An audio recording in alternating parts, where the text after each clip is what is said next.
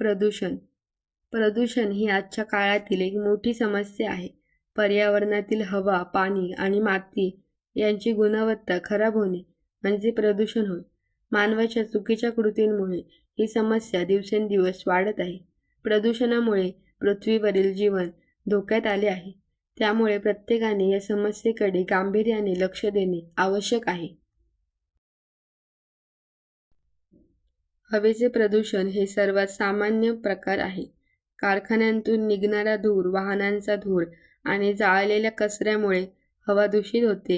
ही दूषित हवा श्वास घेताना आपल्या शरीरात जाते आणि अनेक आजार निर्माण करते. खोकला, दमा आणि इतर श्वसनाचे आजार यामुळे होतात. त्यामुळे स्वच्छ हवा मिळणे आज खूप कठीण झाले आहे. पाण्याचे प्रदूषणही तितकेच गंभीर आहे. कारखान्यांचे सांडपाणी, रासायनिक पदार्थ आणि कचरा नद्यांमध्ये सोडला जातो. त्यामुळे पाणी पिण्यायोग्य राहत नाही. अशुद्ध पाणी पिल्याने अनेक रोग पसरतात. गावांमध्ये आणि शहरांमध्ये स्वच्छ पाण्याची कमतरता निर्माण होते. त्यामुळे पाण्याचे संरक्षण करणे खूप महत्त्वाचे आहे.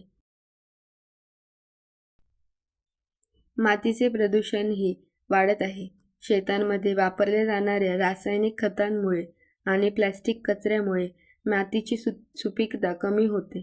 यामुळे शेतीवर वाईट परिणाम होतो आणि अन्नधान्याची गुणवत्ता घटते. प्लास्टिक कचरा विघटन होत नाही, त्यामुळे तो पर्यावरणासाठी अत्यंत घातक आहे. प्रदूषण कमी करण्यासाठी आपण सर्वांनी प्रयत्न करणे गरजेचे आहे. झाडे लावणे, प्लास्टिकचा वापर कमी करणे, कचऱ्याचे योग्य व्यवस्थापन करणे आणि पाणी व वीज वाचवणे हे उपाय आपण करू शकतो. तसेच सरकारनेही कडक नियम लागू करणे आवश्यक आहे. जर आपण सर्वांनी एकत्रित प्रयत्न केले तर आपण प्रदूषणावर नियंत्रण मिळवू शकतो आणि आपल्या पृथ्वीचे संरक्षण करू शकतो. Thanks for watching. Please like, share and subscribe for more.